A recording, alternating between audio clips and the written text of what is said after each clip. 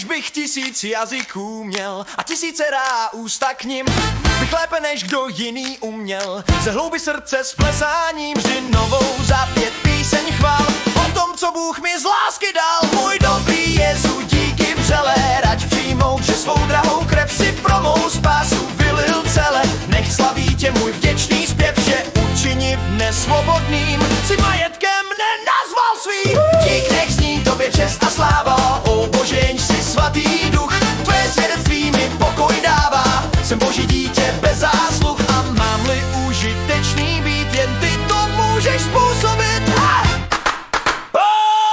přijmi skromnou chválu moji, můj Pane, jak zní z časnosti, než přeneseš mne v říši svoji. Chci z větší zpívat v vraucnosti